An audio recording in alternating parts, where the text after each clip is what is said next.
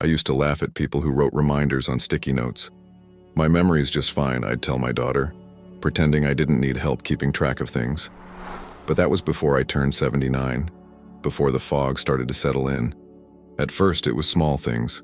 I'd forget where I'd put my glasses, or I'd walk into the kitchen and stand there staring at the counter, wondering what I came for. I told myself it was normal. Senior moments, right? Everyone forgets once in a while, but then it got worse. I missed my friend George's birthday lunch, something I'd never done in 40 years. I forgot to turn off the stove one evening and nearly burned the pan. That scared me. There were moments when I'd be halfway through a story and poof, it was gone. The words vanished like they'd never existed. My wife, bless her, tried to help. She'd finish my sentences with a gentle smile, pretending not to notice how lost I was getting. But I noticed. One night after dinner, I sat by the window watching the streetlights blink on. I couldn't remember the name of the neighbor who always waved at me. I'd known that man for 20 years. I whispered to myself, "What's happening to me?" The next morning, I opened my journal, something I used to love, and stared at a blank page. I couldn't recall what I'd done the day before. I felt like I was slipping away, piece by piece. I didn't tell my daughter at first. I didn't want her to worry, or worse, to start looking at me the way people look at those who are losing it. There's a quiet kind of shame that comes with forgetting, like your mind is betraying you in slow motion. I began writing little notes to myself. Take your pills. Turn off the stove. Lock the door. At first they helped, but soon I'd forget where I'd put the notes. That's when the fear started to settle in my chest like a stone. Was this how it begins? Was I becoming one of those people who look fine on the outside, but slowly fade from the inside out? I remember one Sunday at church, a woman sitting 2 rows ahead turned around to greet me. I smiled, but I couldn't remember her name. She'd been my neighbor for years. I just stood there pretending to fix my coat, hoping she wouldn't notice the panic in my eyes. That night I couldn't sleep. My mind was spinning. What if this is Alzheimer's? I whispered into the dark. It was the first time I'd said the word out loud, and it chilled me to the bone. My father had suffered from it. I remembered how it started, just like this. Little lapses, then confusion, then nothing. Watching him fade had been like losing him twice. Now, it was happening to me. Or so I thought. I promised myself I'd stay calm. But deep down, I was terrified. I started avoiding conversations, afraid I'd embarrass myself. I stayed home more. I even skipped my grandson's baseball game because I couldn't remember the directions to the field, a place I'd been to dozens of times. I told myself it was just age, but every day it got a little worse. And every day I felt a little less like myself. There's a special kind of loneliness that comes when your own mind starts to betray you. You can't explain it. You just drift. People keep talking. Life keeps going. But you're standing still trying to grab onto thoughts that keep slipping through your fingers. And yet, in all that fear, I didn't know the truth. It wasn't Alzheimer's. Not yet. But I was on the edge. And the clock was ticking. The thing about memory loss is that it doesn't happen all at once. It creeps in quietly, like fog rolling across an old country road. You don't even notice it at first, until one day you realize you can't see where you're going anymore. In the weeks that followed, my life started to feel like a puzzle with missing pieces. I'd wake up not remembering what day it was. I'd walk into a room and forget why I was there. I'd make coffee twice and still forget to drink it. My daughter, Claire, began to notice. "Dad, you're repeating yourself," she said gently one afternoon. I smiled, pretending I didn't hear her, but later when she left, I sat at the kitchen table and cried. There's something cruel about knowing your mind is slipping, being aware enough to see it happening, but powerless to stop it. One morning, I went to the grocery store. I've been shopping at that same store for 20 years, but that day I stood in the aisle staring at the shelves, not sure what I'd come for. I looked down at my list, my own handwriting, and it might as well have been written in another language. I didn't recognize the words. A woman brushed past me with her cart. "Excuse me," she said kindly. I nodded, trying to smile, but my throat tightened. I left my cart right there and walked out of the store. That was the first time I felt truly scared to be alone. Over the next few weeks, I stopped driving. I didn't trust myself. I'd forget turns, get lost in neighborhoods I'd known for decades. Once I ended up 2 towns away with no idea how I'd gotten there. My daughter's voice on the phone that night trembled with worry. "Dad, you can't keep doing this. Please let me help." But how could I explain the shame? How could I tell her I didn't even trust my own mind to remember the words? I started writing everything down. Appointments, groceries, even the names of my grandchildren.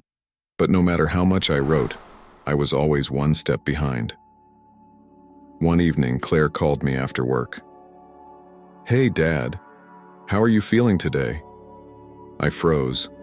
Her voice sounded familiar, but I couldn't place it. For a moment, a long, terrible moment, I didn't know who she was. My own daughter. I hung up the phone and just sat there staring at the wall. My chest felt hollow. It was like something inside me had cracked open and all the light was leaking out. That night I didn't eat dinner.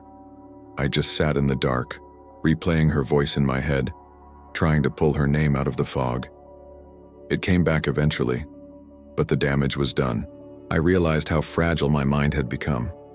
The next morning I tried to read the newspaper, but the words blurred together. I'd read a sentence, and by the time I reached the end, I couldn't remember how it started. I gave up halfway through and pushed the paper aside. That's when the depression started creeping in. I stopped going to church. I stopped answering calls. I told friends I was just tired, but the truth was, I didn't want them to see me like that. Hollow, scattered, half there. You start to question everything. Who are you if you can't trust your own thoughts? What's left of you when your past, your stories, your laughter, start slipping away? One night, I caught my reflection in the mirror and barely recognized the man staring back. His eyes looked tired, defeated, like he'd already said goodbye. I whispered to my reflection, "Is this the beginning of the end?" That's when it hit me. This was how my father's story began. I remembered visiting him in the nursing home, how he'd look right through me, calling me by his brother's name. I'd smile, pretending it didn't hurt. But it did. God, it did. And now it was happening to me. I could almost feel the walls closing in, the fear, the helplessness, the quiet dread of knowing what comes next. The doctors would say it's just part of aging, but deep down, I felt something else. Something was off, but I didn't know what. Not yet. That night as I lay in bed, I made a decision. If this really was the beginning of Alzheimer's, I wanted to face it head on. I'd get tested. I'd find out the truth. I didn't know that the truth, the real truth, would shock me. Because what was happening to me wasn't Alzheimer's at all. It was something else, something I could actually fix. But I wouldn't discover that until the day a stranger, almost by accident, told me about a simple fruit that would change everything. It happened on an ordinary Tuesday afternoon, the kind of day you don't expect to change your life. I was sitting in my old recliner, the one with the faded armrests, listening to the faint hum of the refrigerator in the kitchen. The TV was on, but I wasn't really watching. My mind had been drifting more lately, like a radio that couldn't hold a signal. The phone rang. I hesitated before answering. Sometimes I didn't even recognize the names on the screen anymore. But this one just said Claire. I picked up. "Hey, Dad," came a cheerful voice on the other end. "Did you get my message about dinner this weekend?" There was a pause. A long one. I knew I should have known that voice. It sounded warm, familiar. But my mind went blank, a terrifying, hollow kind of blank. "Dad, you there?" she asked again, a note of worry in her tone. My throat tightened. I forced out a laugh, weak and nervous. Yeah, I'm here, sweetheart." But even as I said it, I didn't know who I was talking to. For a few seconds, maybe longer, I didn't recognize my own daughter's voice. And in that moment, something inside me broke. After we hung up, I just sat there, staring at the wall. The silence in the room was deafening. My hands were trembling, my heart pounding against my ribs like it wanted to escape. I whispered to myself, "What's happening to me? God, please. Not this." I'd seen this before. With my father. I remembered the early days when he'd forget names, faces, and finally, people he loved most. I used to hold his hand at the nursing home, trying to remind him who I was. Now it felt like I was the one fading. That night, I didn't sleep. Every time I closed my eyes, I saw flashes. My daughter's face, our family dinners, her voice calling me Dad. What if one day that memory was gone forever? At dawn, I found myself sitting at the edge of the bed, staring at the floor. I could hear birds outside and know the same song they sang every morning, but it didn't comfort me. It felt like a cruel reminder that the world keeps moving, even when your mind stops. I tried to make breakfast, but halfway through cracking the eggs, I forgot what I was doing. I just stood there holding the shell in my hand, feeling completely lost. And that's when the thought hit me. Maybe this is it. Maybe I really am disappearing. I didn't want to tell Claire. She already worried too much, so I decided to keep it to myself. But you can't hide something like this forever. A few days later, she came by unannounced. I was still in my robe, sitting at the kitchen table with an untouched cup of coffee. She looked at me with that expression only daughters have, half concern, half heartbreak. "Dad," she said softly, placing her hand on mine. "You've been acting strange. You forgot my call the other day. Do you remember that?" I didn't answer. I couldn't. She sighed and sat across from me. "I think we should see a doctor." I nodded, pretending to agree, but inside, I felt like I was drowning. That evening, I went through an old photo album, flipping through pictures of birthdays, holidays, summers by the lake. For the first time, some of the faces looked distant, like strangers I used to know. I shut the album and pressed my hands over my eyes, whispering, "Please, not me. Not like this." I didn't want to be a burden. I didn't want my daughter to have to take care of me the way I once took care of my father. The idea of her watching me fade, forgetting her, forgetting myself, was unbearable. The next morning, I called my old friend George. He didn't answer, but his voicemail played. "Hey buddy, leave a message." I froze again. For a moment, I couldn't remember why I'd called him. That's when I broke down completely. I hadn't cried in years, not since my wife passed away. But that morning I did, quietly, like a man grieving for something still alive but slipping away. In that moment, I stopped fighting. I told myself, this is the beginning of Alzheimer's. There's nothing I can do. I made an appointment with my doctor. It took weeks to get in, and every day leading up to it felt heavier than the last. I kept thinking about what the diagnosis would mean, losing my independence, my memories, my life as I knew it. When the day finally came, the doctor asked me a series of questions. My age, the date, where I was. I stumbled through them, embarrassed by how many I got wrong. He looked at me with the kind of pity that says more than words ever could. "We'll run some tests," he said, "but let's not jump to conclusions." But I already had. When I got home, I sat on the porch and watched the sun go down. The sky was painted in soft oranges and pinks, one of those evenings that used to make me feel grateful. But all I felt that night was fear. I thought about my daughter, my grandchildren, all the stories I hadn't told them yet, and I whispered to the wind, "I'm sorry." Because at 79, I truly believed it was over, that my mind was slipping into darkness, and there was no way back. I didn't know then that I was wrong, that something simple, something natural would soon pull me back from the edge. But that discovery, that miracle disguised as a fruit, was still waiting just around the corner. Sometimes, the things that change your life don't come in grand moments. They come in whispers, in accidents, in ordinary conversations that somehow find you when you need them most. It was a Wednesday morning, gray and quiet. I'd just come back from the doctor's office with more questions than answers. He'd said the tests were inconclusive, that we needed to wait for results. But that didn't comfort me. The fog in my mind was thickening, and I could feel my confidence slipping away. I stopped by the small coffee shop near the park, the one where I used to meet George on Thursdays. He wasn't there anymore, he'd moved to Florida. But I went anyway. I guess I was looking for something familiar, even if it was just the smell of coffee and the sound of chatter. The barista, a young woman named Clara, smiled when she saw me. "Hey there, Mr. Evans, haven't seen you in a while. The usual?" I nodded, though for a second I couldn't remember what my usual was. She laughed softly and said, "1 black coffee and a blueberry muffin, right?" "Ah, yes," I said, pretending I'd remembered. Blueberry muffin. It used to be my favorite. As I sat by the window, watching the rain drizzle against the glass, Clara brought over my order. The muffin was warm, the blueberries shining like tiny drops of ink. She noticed the papers I'd been staring at. Printouts from the doctor, articles about Alzheimer's, checklists of symptoms. She tilted her head. "You okay, Mr. Evans? You look worried." I sighed.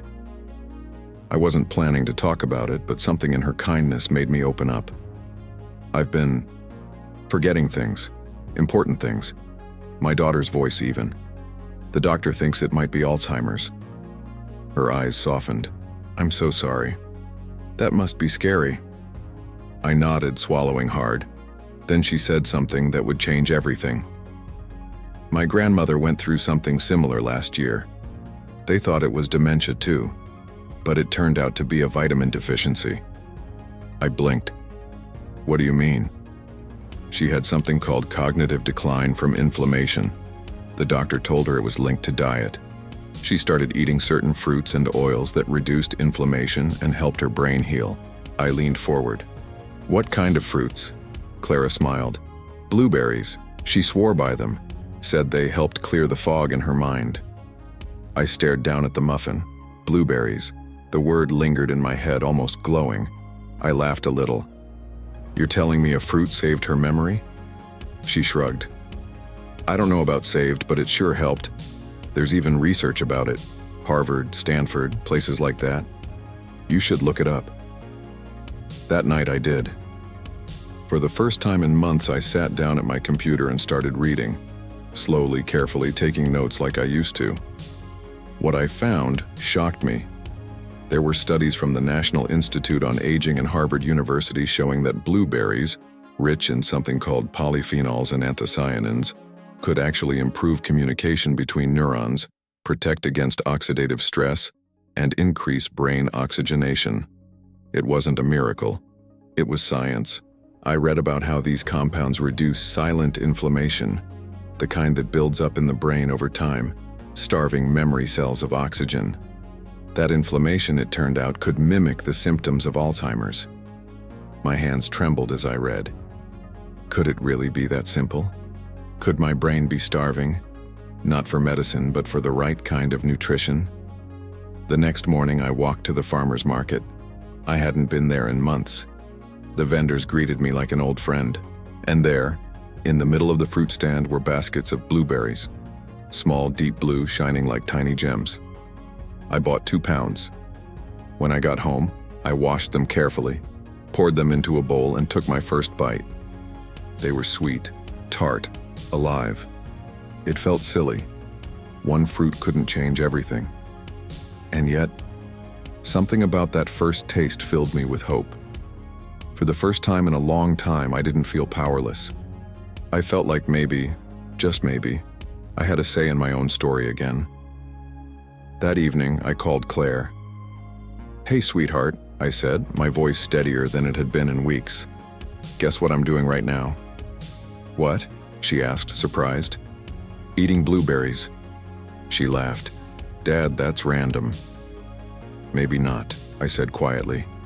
"Maybe it's the start of something." I didn't tell her about Clara or the studies yet. I wanted to see what would happen first. That night I slept better than I had in months. My dreams were vivid, not the foggy fragments I'd gotten used to. I dreamed of walking through a field of blueberry bushes, the air cool and sweet, the sky bright and endless. When I woke up, I didn't feel lost. For the first time in a long time, I felt awake. I didn't know it yet, but that tiny fruit, the blueberry, was about to bring me back to myself. I've never been one to believe in miracle cures. I've lived long enough to see plenty of those come and go, flashy promises that fade as fast as they appear. But this felt different. After that day at the coffee shop, I couldn't stop thinking about what Clara had said. Blueberries. Could something so ordinary, so small, really make a difference in a 79-year-old brain like mine? So I did what my daughter always tells me to do. I researched. I spent hours reading, writing things down in a notebook like I used to when I was still working. And the more I read, the more I realized how much we don't hear about the power of food. There it was, right in black and white. A 2017 study from Harvard University showing that people who regularly ate blueberries and strawberries had slower rates of cognitive decline as they aged. Not just felt better, actually performed better on memory and focus tests. Another paper from the National Institute on Aging described something called anthocyanins, natural compounds that give blueberries their deep color. These tiny molecules, it turns out, are powerful antioxidants that protect brain cells from damage and inflammation. The more I read, the more everything began to make sense. See, the brain is like an old house. It creaks, it slows down, it gathers a bit of dust over time. But if you keep the wires clean, if you feed it the right fuel, it still shines. For years, I'd treated my mind like something separate from my body, as if thinking and eating had nothing to do with each other. But the science was clear. Food is information. It tells the brain what to do, what to repair, what to protect. I learned that blueberries increase something called brain-derived neurotrophic factor, BDNF they call it, a sort of fertilizer for neurons. It helps old brain cells grow new connections like fresh roots sprouting in tired soil. That image stayed with me. Roots, growth, renewal. And then I read about oxidative stress. That's the slow, invisible rust that builds up in the brain over time. Inflammation, toxins, poor sleep, stress, they all feed it. And eventually it starts choking off communication between neurons. That's what causes the fog, the forgetfulness, the fading. But blueberries, those tiny, humble fruits, actually help clean up that rust. They bring oxygen back to the brain, allowing neurons to talk to each other again. I remember sitting back in my chair, reading that line over and over. It wasn't just poetic, it was hopeful. It meant that what was happening to me wasn't inevitable. It meant that memory loss, in many cases, wasn't a sentence. It was a signal that the brain was starving for the right fuel. And for me, that fuel had a color, deep, rich blue. The next morning, I added blueberries to my breakfast. A handful on my oatmeal, another handful in the afternoon. I didn't expect miracles, I just wanted to do something. Claire noticed first. "Dad, you're eating fruit?" She laughed. "Don't sound so surprised," I told her. "Turns out this little berry might be smarter than I am." She smiled, but I could see the relief in her eyes. She'd been worried for months, and now, maybe she saw a spark of the old me coming back. I kept reading, hungry for knowledge in a way I hadn't felt in years. I found research from Tufts University, where scientists called blueberries brain food. They'd done tests showing improvements in motor function and short-term memory in older adults after just a few weeks of daily blueberry intake. And these weren't young people. These were people like me, people who'd begun to lose names, routines, moments, people who thought it was too late. But it wasn't too late. It dawned on me then. Maybe this was never about disease. Maybe it was about deficiency. Not enough nutrients, not enough oxygen, not enough of the little things that keep a mind sharp. I started noticing something else too. When I ate better, I felt better. My focus improved. My energy returned. I started sleeping deeper. My mind felt quieter, more awake. It was as if the fog had started to lift, not all at once, but gently, like dawn breaking after a long night. I realized something that day. Memory isn't just about remembering the past. It's about staying connected to the present. And the science, the real, verifiable, hard science, was finally catching up to what nature had known all along. These small fruits, packed with color and life, weren't just food. They were medicine, the kind that doesn't come in a bottle or a box, the kind that grows from the earth, that nourishes the body and heals the mind, slowly, quietly, faithfully. That night, as I washed the last handful of blueberries and watched the water turn faintly blue, I whispered to myself, maybe this is what healing looks like. Not a miracle, just a beginning. It started with something so small I almost missed it. On the third morning after I began eating blueberries, I woke up before my alarm. The sun was barely breaking through the blinds, a pale orange light spilling across the room. Normally, mornings were hard for me. The fog was thickest then. I'd wake up confused, unsure what day it was or what I was supposed to do. But that morning felt different. I knew where I was. I knew what I wanted for breakfast. And when I looked at the clock, I didn't have to count backward to figure out the time. It was nothing miraculous, just clarity. I made my coffee, poured a bowl of oatmeal and topped it with a handful of blueberries, plump and dark, like little sparks of life. The sweetness was sharper that day, more vivid somehow. It reminded me of summers long ago, when my wife and I used to pick blueberries near the lake. I hadn't thought about that in years, and yet there it was, a memory, clean and whole, rising out of nowhere. It felt like finding an old photograph in perfect condition after decades in a dusty box. That morning I smiled to myself and said quietly, I remember. Over the next few days, small things started coming back. I remembered where I'd put my keys. I remembered to turn off the stove. I even remembered that Thursday was Claire's day off, something I used to forget all the time. She noticed too. When she called that week, she said, "You sound different, Dad. Clearer, happier." I laughed. Maybe I just needed more fruit in my life. She chuckled, but there was a silence after that, the kind filled with hope that neither of us dared to speak out loud. By the end of the week, I decided to take a walk. I hadn't done that in months. The air was cool, the sidewalks wet from last night's rain. I walked slowly, but with purpose. I noticed the smell of cut grass, the sound of birds, the way the wind touched my face. It was as if my senses were waking up along with my mind. Halfway down the street, I ran into Mrs. Turner, my old neighbor. She waved from her garden and said, "Morning, Henry." And without hesitation, without that awkward pause that had haunted me for months, I smiled and said, "Morning, Martha. Your roses look beautiful today." Her eyes softened. "Well, look at you. It's been too long since I've seen that smile." When I got home, I sat on the porch steps and just breathed. It sounds simple, but it felt like I'd come back from somewhere far away. That evening, I decided to test my memory. I opened the crossword puzzle in the newspaper, something I'd stopped doing when the words started blurring together.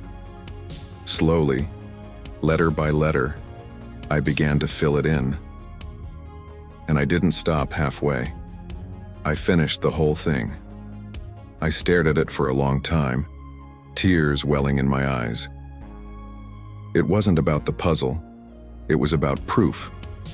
Proof that I wasn't gone yet. Proof that I could still think, still remember, still be me.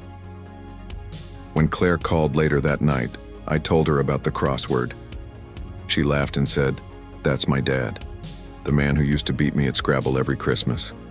We both laughed, but this time, it wasn't forced. The next morning, I did something I hadn't done in years. I played music while making breakfast. Old jazz, the kind my wife loved. As the saxophone played, I could almost hear her humming along. I realized then that healing isn't loud or sudden. It's quiet, gentle. It comes in waves you almost don't notice until you're standing in the light again. Each day that week I kept eating the blueberries. Sometimes with oatmeal, sometimes in a smoothie, sometimes just by the handful. And every day, the fog lifted a little more. I didn't need sticky notes anymore. I didn't forget appointments. And one morning, when I looked at myself in the mirror, I didn't see confusion staring back. I saw a man who had hope again. By the 7th day, I wrote something new in my journal, the first real entry in months. It said, "My mind feels like it's breathing again." Simple words, but they carried a lifetime of meaning. That week changed everything. Not because blueberries are magic, but because they reminded me that healing is possible, that nature still holds answers modern medicine sometimes overlooks. It wasn't just about memory anymore. It was about dignity, about feeling alive again. And maybe, just maybe, it was about second chances. It's been several months now since that morning when I first picked up a handful of blueberries and hoped for the best. And when I look back, I can hardly recognize the man I was then, lost in confusion, afraid of his own thoughts, waiting for a diagnosis that never came. My doctor was surprised when I went back for a follow-up.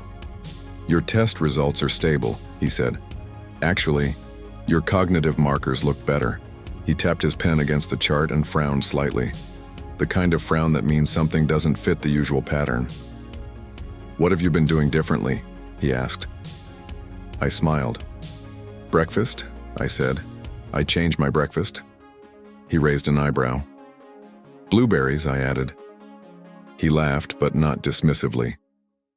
"You know," he said, "there's growing research on that. Maybe you're onto something." Maybe I was. But more than science, it was the feeling that told me something had changed. I could think clearly again. I could plan my day, call my daughter without hesitation, even remember the names of neighbors I hadn't seen in years. But it wasn't just about memory. It was about presence. About being here in my own life again. I started walking every morning, sometimes with Claire when she visited. She said I looked lighter, happier, and she was right. The heaviness that used to sit in my chest had lifted. One morning we stopped by the park bench where my wife and I used to sit. I hadn't been there since she passed. I closed my eyes and let the memories come, not as broken fragments but as a whole story. Her laughter, her perfume, the sound of her humming softly to the radio. For a moment I just sat there and whispered, "Thank you." Not to anyone in particular, just to life, for giving me another chance to remember. You know, when you're 79, you start believing certain doors are closed forever. You accept that fog, pain, and confusion are just the price you pay for age. But what if they're not? What if the body, the mind, and the spirit are just waiting for the right signal, the right nourishment to come back to life? That's what I learned. Healing doesn't always roar. Sometimes it begins with something as small as a fruit. I started sharing my story with friends from church, old neighbors, anyone who'd listen. Most of them laughed at first. "Blueberries, really?" they'd say. But then they'd come back weeks later and tell me, "Henry, you were right. I feel sharper, more alive." And that's when I realized this wasn't just about me. There are thousands, maybe millions of people out there feeling the same fear I once felt. Forgetting names, losing moments, watching themselves fade, and believing it's too late. It's not too late. If you're listening to this, I want you to hear me clearly. Don't give up on your mind. Don't assume that every slip, every forgotten word, every lost name means the end. Sometimes your brain is just asking for what it's missing: oxygen, nutrients, care, hope. When I look in the mirror now, I see the same man, the same wrinkles, the same gray hair. But the eyes are different. They're awake, present, grateful. I've learned that growing old doesn't mean fading away. It means discovering new ways to stay alive, to keep the flame burning even when it flickers. And if something as simple, as natural, as pure as a handful of blueberries could help me find my way back to myself, maybe it can help you too.